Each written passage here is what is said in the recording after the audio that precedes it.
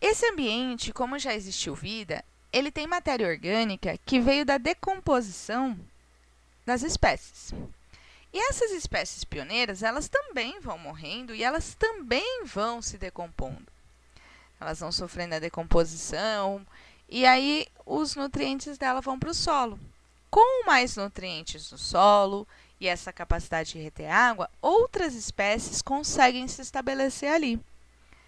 E ao longo do tempo, nós vamos tendo uma modificação da vegetação, dos animais dessa região. Na duna, que é essa areia instável aí, as raízes das plantas pioneiras elas vão ajudar a estabilizar o solo, evitando esse excesso de carregamento da areia, como se ela abraçasse o solo e prendesse ele ali. E aí outras plantas e animais conseguem se estabelecer. Lembrando, pessoal, que cada vez que chegam novas espécies, vai ocorrer ali uma competição e as espécies que melhor conseguirem captar recursos e sobreviver melhor é as que vão continuar naquele ambiente.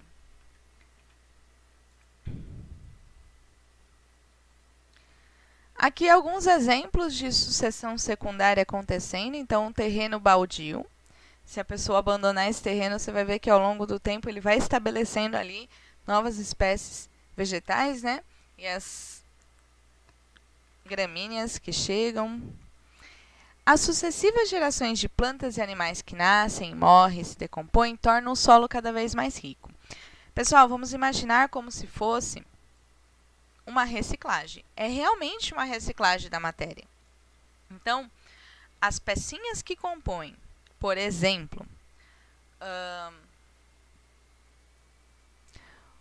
uma onça que vive no ambiente, quando ela morre e os fungos e as bactérias decompõem essa onça, as pecinhas voltam para o solo.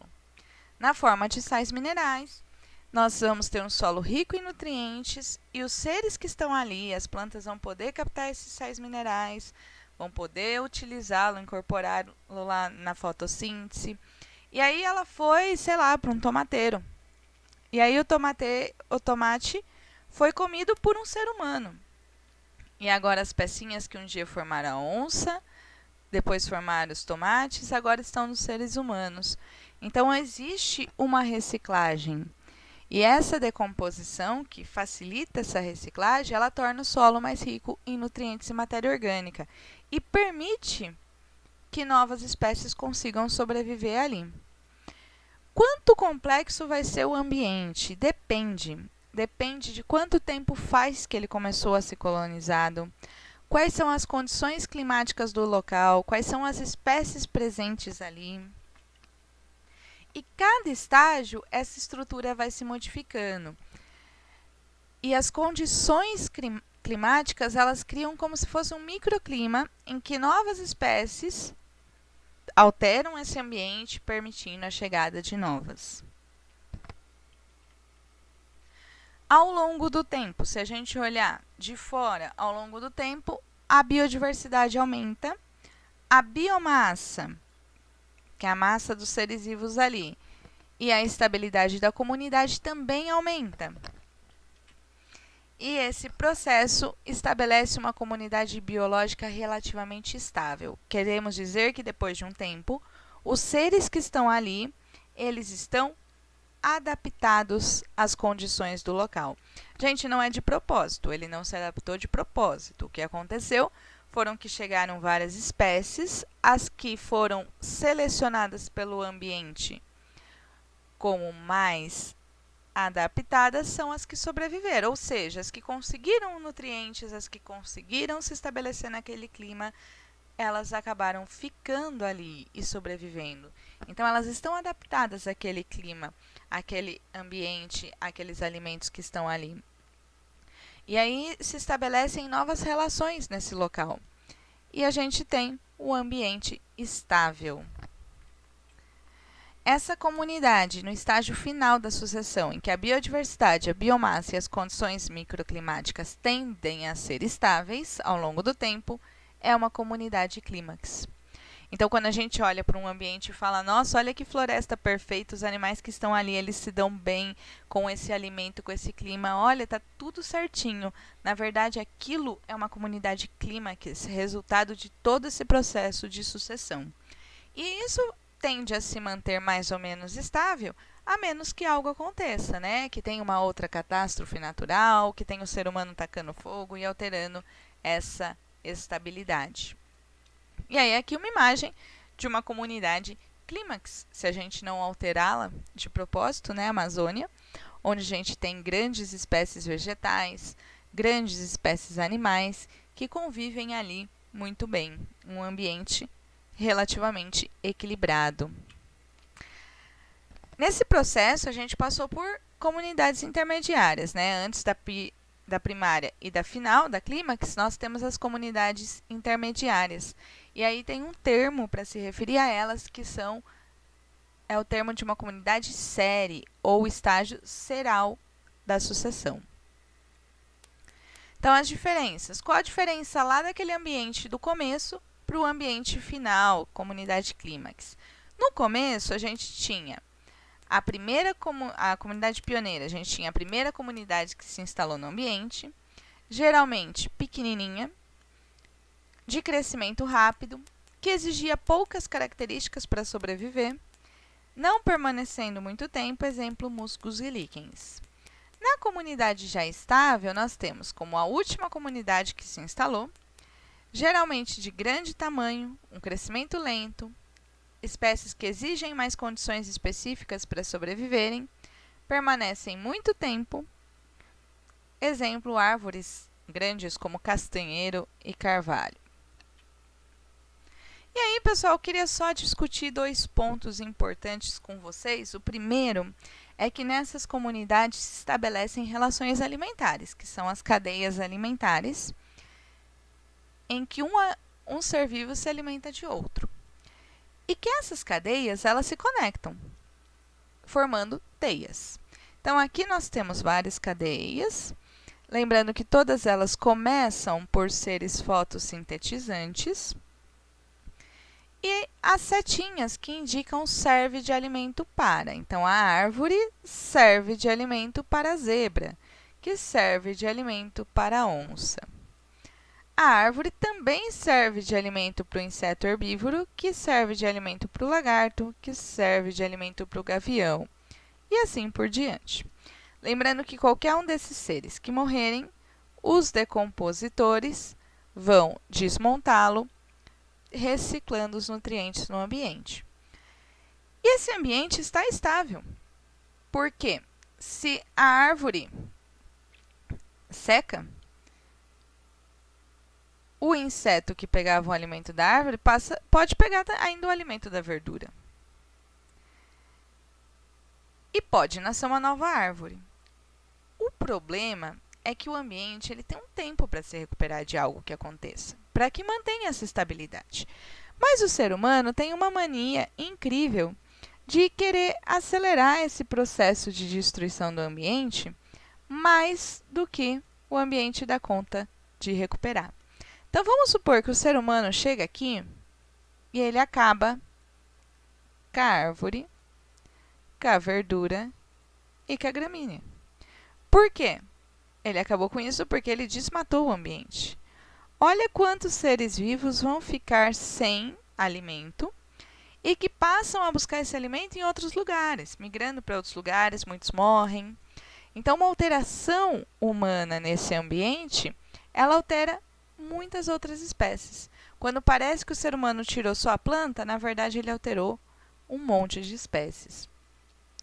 E se, por exemplo, o ser humano decidisse que ele ia tirar o gavião?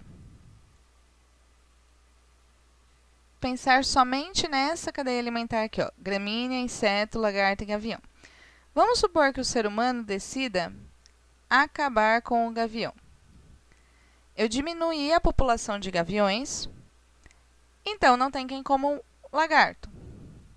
E a população de lagarto aumenta. Tendo muito lagarto, eles comem muitos insetos e a população de insetos diminui. Se eu tiver pouco inseto, pensando só nessa cadeia alimentar, a população de gramíneas aumenta, porque não tem muito inseto comendo ela. Só que, como diminui a população de inseto, esse monte de lagarto aqui fica sem alimento e morre. Veja só como eu alterei apenas um ser vivo, o gavião, e eu influenciei o crescimento ou a destruição de várias outras espécies. É por isso que é tão perigoso interferir no ambiente.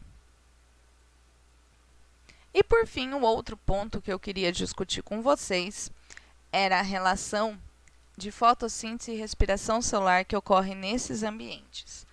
Pessoal, de uma maneira bem resumida, a fotossíntese é a produção de moléculas orgânicas utilizando a energia da luz realizada pelas plantas.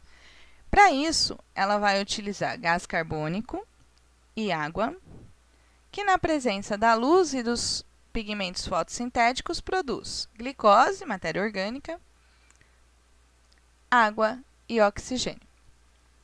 Porém, plantas e animais respiram. Plantas fazem fotossíntese, animais comem. Muitas vezes comem as plantas. Mas ambos fazem respiração celular.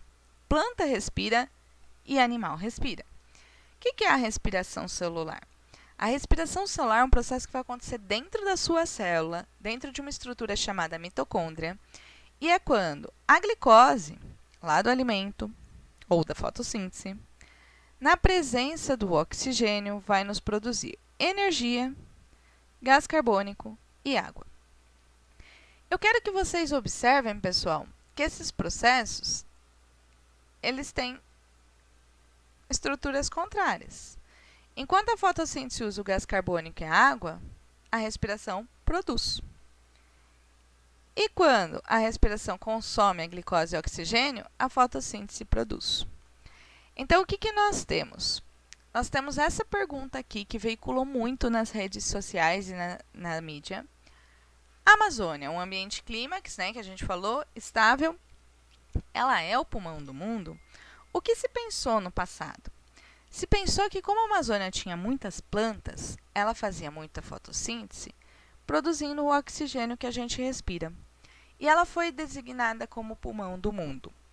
Pulmão usa oxigênio e tal. Só que o que a gente sabe é que a Amazônia é um ambiente estável.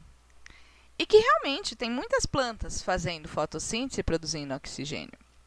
Mas muitos desse oxigênio a própria planta utiliza para fazer a respiração celular dela. E com o resultado da respiração, ela volta a fazer fotossíntese. Mas uma parte do oxigênio da planta, ela libera. Sim, ela libera. Mas aí nós temos nessa comunidade animais que utilizam oxigênio para respirar. Então, na verdade, essa comunidade clímax aí da Amazônia, ela utiliza praticamente todo esse oxigênio que ela produz. E ela não é considerada o pulmão do mundo. Isso não significa que ela não é importante, ela é importantíssima. Ela tem espécies que só vivem lá, ela é importante para a regulação do clima. Existe um aquífero no subsolo ali, embaixo do solo da Amazônia. Existem muitas características importantes para que a gente conserve a Amazônia. Uma biodiversidade absurdamente grande. E muitas delas a gente ainda nem conhece. Mas não é conhecida como pulmão do mundo. Na verdade, o oxigênio que você está respirando, ele vem das algas. Nós temos uma região de água salgada muito grande. As algas fazem fotossíntese, liberando ele no ar e na água. E é dali que vem o seu oxigênio. Tudo bem, se você mora numa região perto de plantas, é claro que as plantas vão produzir oxigênio que você também pode respirar. Mas o verdadeiro pulmão do mundo são as algas. Pessoal, e para finalizar, eu coloquei essa imagem que eu tirei o ano passado em Poços de Caldas. Era numa floresta, a gente entrou lá, e nessa floresta tinha essa construção, que é do primeiro prédio de uma hidrelétrica que se estabeleceu lá. E esse prédio ficou abandonado no meio da floresta, dava para entrar e tal, e já dá para ver o processo de sucessão acontecendo. As árvores crescendo sobre as paredes e as espécies vegetais colonizando de volta esse ambiente. Espero que tenham gostado e até a próxima!